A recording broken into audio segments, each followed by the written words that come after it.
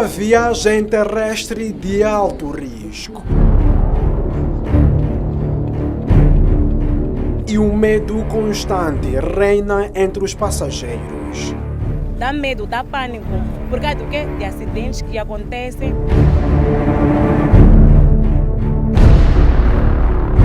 Um medo que, mesmo calado, tem razão de gritar. Aquelas minibuses, chama-se taxi, aquelas aí andam mal.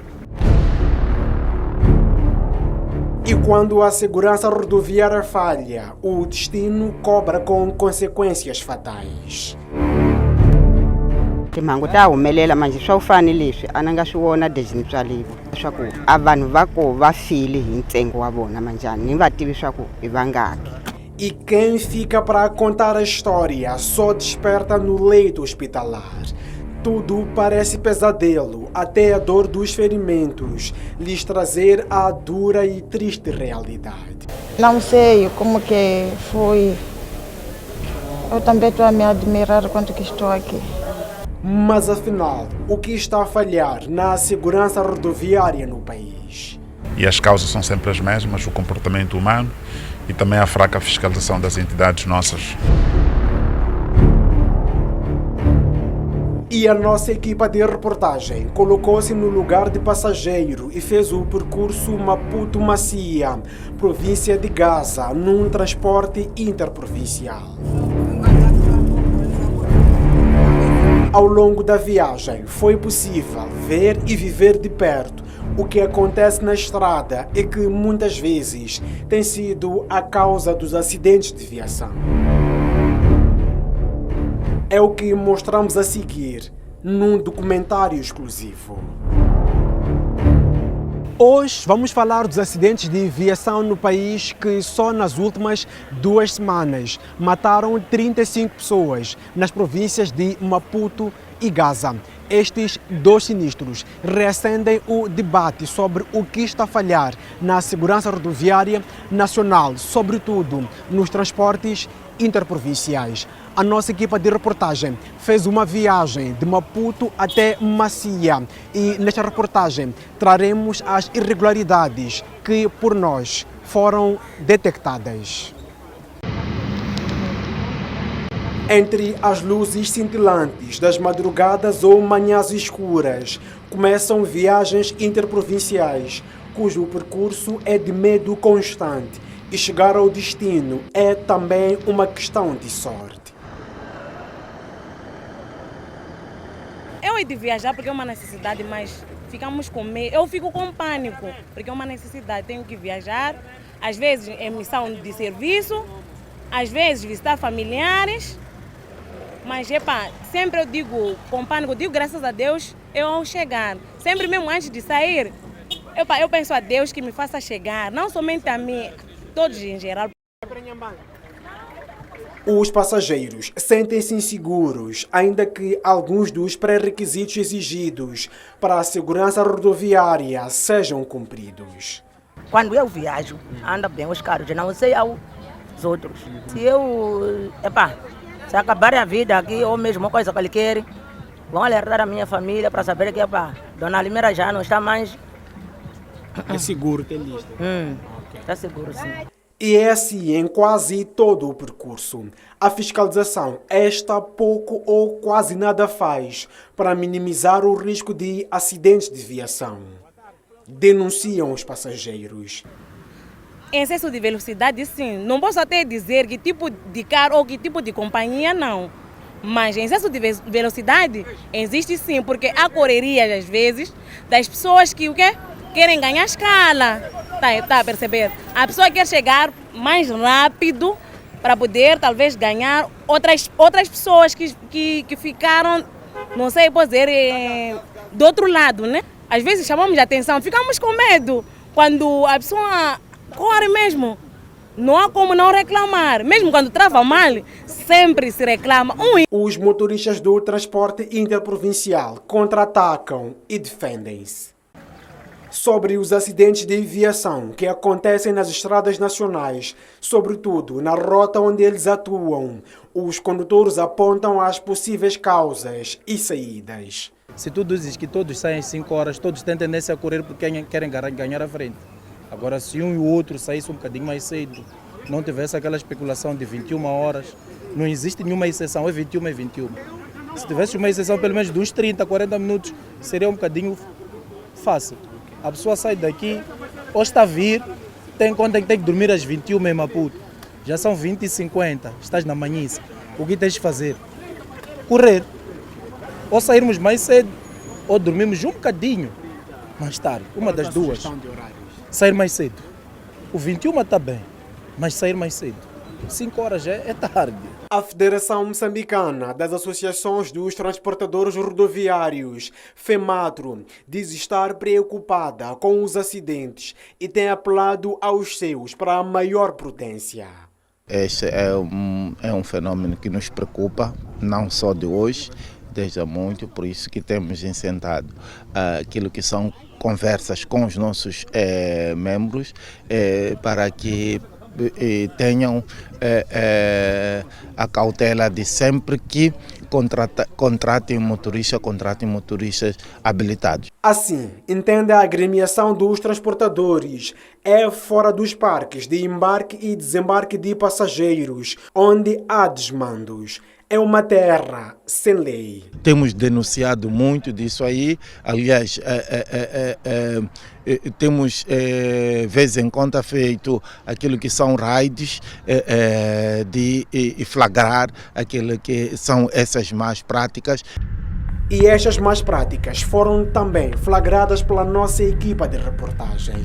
A esta vez esteve a arredores do Terminal Internacional Rodoviário da Junta por volta das 13 horas e constatou que há transportadores que fazem o embarque de passageiros pela madrugada, pontapeando o Decreto 39/2015, que proíbe a circulação de transportes interprovinciais no intervalo das 21 às 5 horas.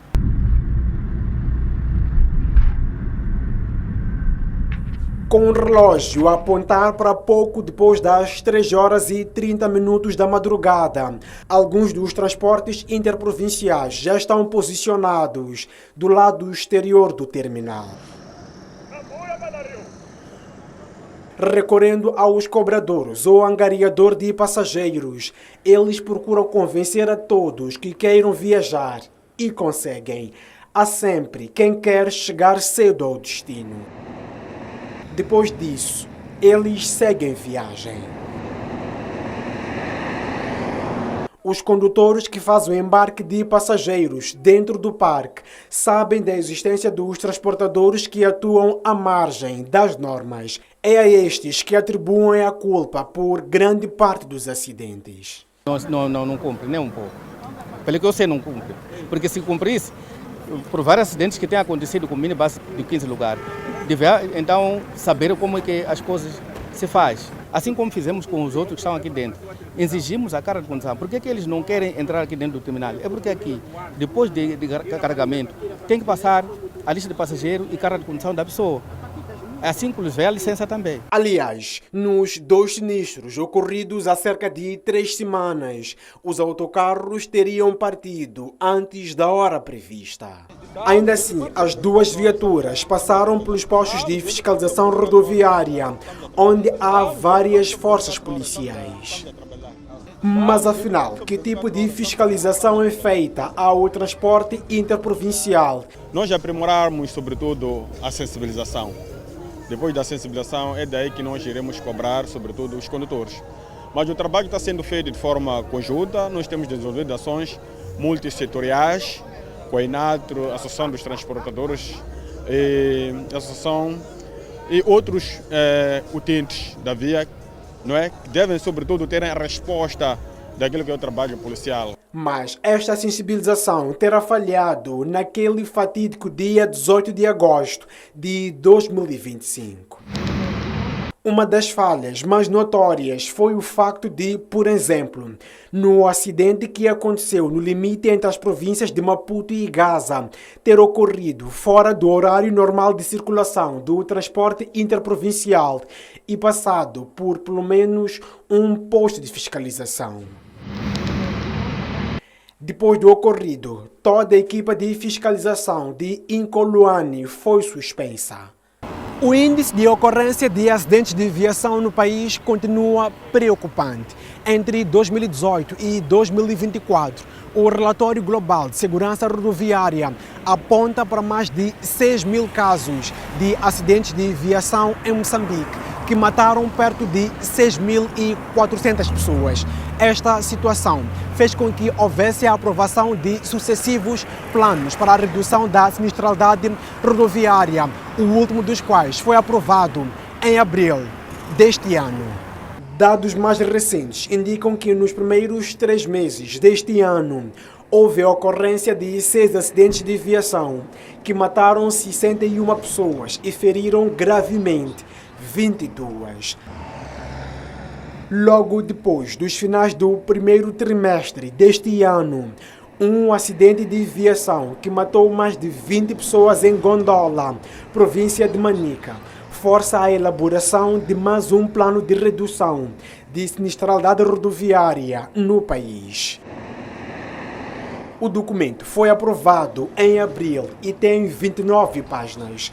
Contém o contexto em que ele é aprovado e medidas concretas que devem ser tomadas ao longo das estradas nacionais, sobretudo nos considerados pontos negros de ocorrência dos acidentes de viação. Entre o distrito da Manhissa, 3 de fevereiro, e Incoluane, onde aconteceu o último acidente que matou mais de 20 pessoas, o plano começa por descrever as características da zona. Via estreita, curvas acentuadas, via esburacada. São estas características que fazem com que ocorram acidentes do tipo choque entre carros e despiste. Para este troço, o documento prevê como medidas a colocação do limite de velocidade para 60 km por hora e o tapamento de buracos. E a nossa equipa de reportagem embarcou numa viagem de Maputo a Macia, província de Gaza, a bordo num transporte interprovincial. Neste percurso, a STV constatou haver violações de princípios básicos de segurança rodoviária.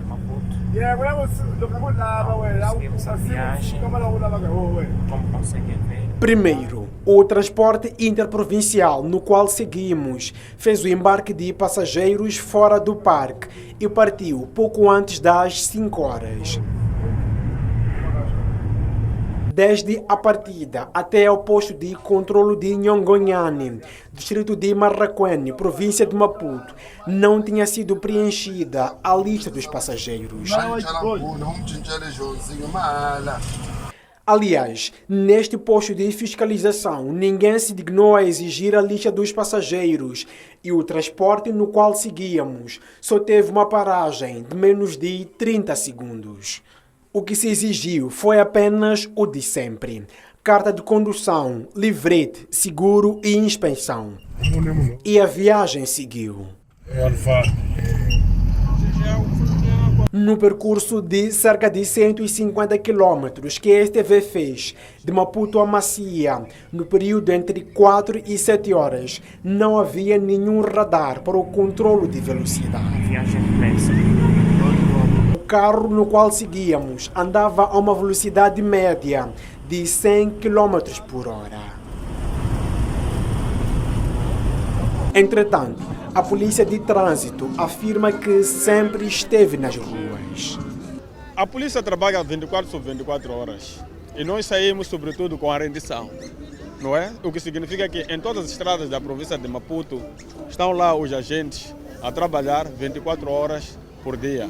Assim como existem radares nas estradas, não é, nacionais, sobretudo na província de Maputo, assim é a alusão na estrada nacional número 1, Manhissa, lá onde existem acidentes de viação de forma desta forma, para poder evitar com que haja, sobretudo, a frequência desses acidentes. Já o Inatro não tem dúvidas de que o plano de ação para a redução dos acidentes de viação esteja a resultar, mas sublinha que o comportamento humano, este é de difícil controlo. O Inatro reforçou a fiscalização, a Polícia de Trânsito reforçou a fiscalização, mas a conduta humana do condutor é de difícil controle.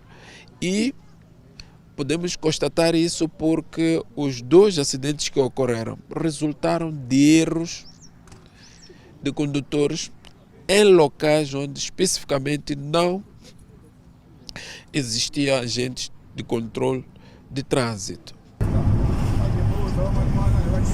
É este o comportamento do motorista que estava a conduzir muitas vidas. No transporte interprovincial no qual viajávamos, o condutor fala ao celular a conduzir numa via estreita com visibilidade reduzida por conta da neblina. Nenhum passageiro chama a atenção ao motorista.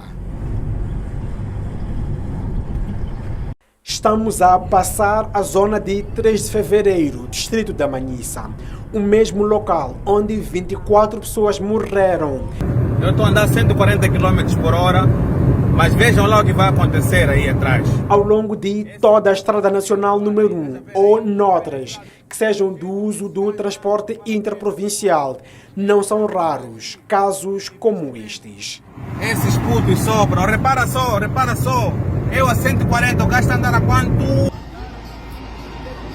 Mas há quem faça pior que isto.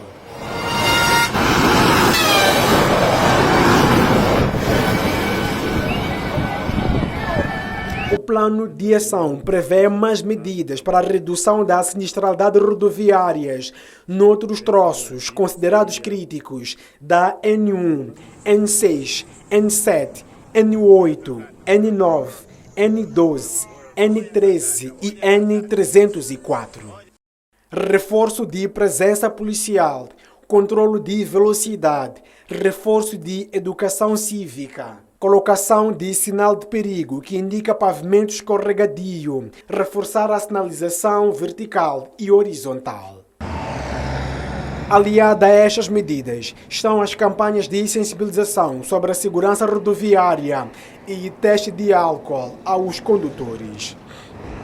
A implementação do plano é até dezembro deste ano.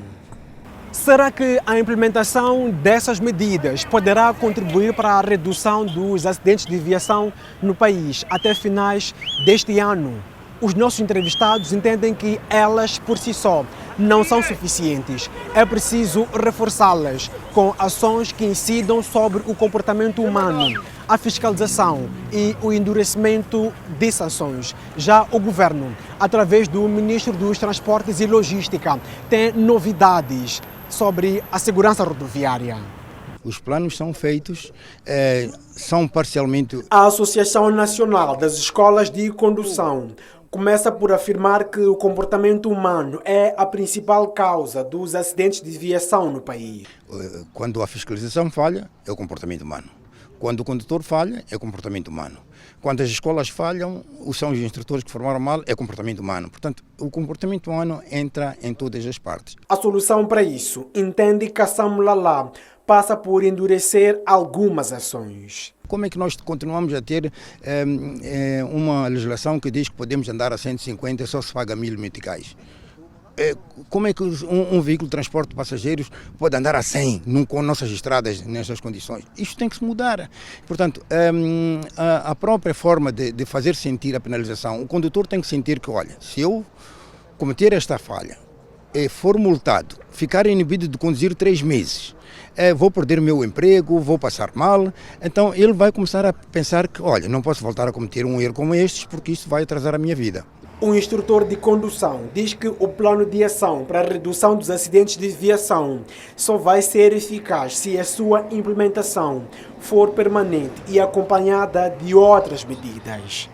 Agora, o que é preciso é começarmos a combater a insegurança rodoviária de forma científica e de forma usando meios como, por exemplo, temos problemas da velocidade, por exemplo. Nós podemos colocar radares, nós podemos pôr câmaras que filmam em determinados sítios perigosos quer dizer, temos que juntar a tecnologia neste sistema de controle. Por exemplo, eu não preciso de controlar a velocidade de um condutor, se trabalhou muito tempo ou não. Basta meter no veículo um tacógrafo. O tacógrafo vai me dizer quando é que ele começou a trabalhar, parou de conduzir ou não parou, e conduziu quantas horas não conduziu, pode estar em estado de fadiga ou não, quais são as velocidades que ele praticou no percurso, por que ele chegou rápido ali quando esta distância é tão grande e ele conseguiu estar em pouco tempo. O tacógrafo diz isto tudo. E tudo isto o governo poderá implementar nas estradas nacionais. A garantia é dada pelo Ministro dos Transportes e Logística. Neste momento há uma instrução que o governo deu ao Ministério de Transportes e Logística, estamos a trabalhar no processo. Já foi lançado um concurso e visa a substituição praticamente dos controles ou dos postos de fiscalização que nós temos estado a registrar agora com presença física, que é a colocação de câmeras em vários pontos para o controle tanto de velocidade, rastreio mais ou menos de veículos, incluindo a possibilidade de fazer o tracking, mais ou menos, a obrigatoriedade de tracking de todo o transporte público. Portanto, o que significa que o transporte público de passageiros, incluindo de carga, poderá ser obrigado a colocar o sistema de rastreio. O processo de contratação, segundo João Matlombe, poderá ser concluído até o fim deste ano e em 2026 o sistema começa a ser implementado em todo o país. E também está associado a um processo que nós estamos a terminar agora da revisão do próprio Código de Estrada e do Regulamento de Transporte Automóvel. Portanto, há um conjunto de infrações que acontecem, que não estão previstas no Código de Estrada, que teremos que regulamentar. Refiro, por exemplo, a captação de imagens por câmaras e utilização como elementos de prova em caso de julgamento, em caso de reclamação entre sede de tribunal. Portanto, essas infrações têm que ser regulamentadas, porque ao utilizar o dispositivo temos que assegurar que quando há excesso de velocidade o agente da polícia te confronte com isso e possa também usar em caso de reclamação em sede tribunal e seja um elemento de prova válido. O governante acrescenta que as câmaras de controle de velocidade e não só vão ser montadas em cada 50 quilômetros ao longo de todas as estradas nacionais, incluindo corredores regionais. Mais do que obedecer às normas e leis, a verdadeira segurança rodoviária nasce da empatia que temos com o próximo e, acima de tudo, do respeito por cada vida que cruza o nosso caminho. A reportagem é de Gaspar Chirinda, Abdul Manissa, Nélio Júlio, edição de Nádia Mazzini e Dário Cossa. STV.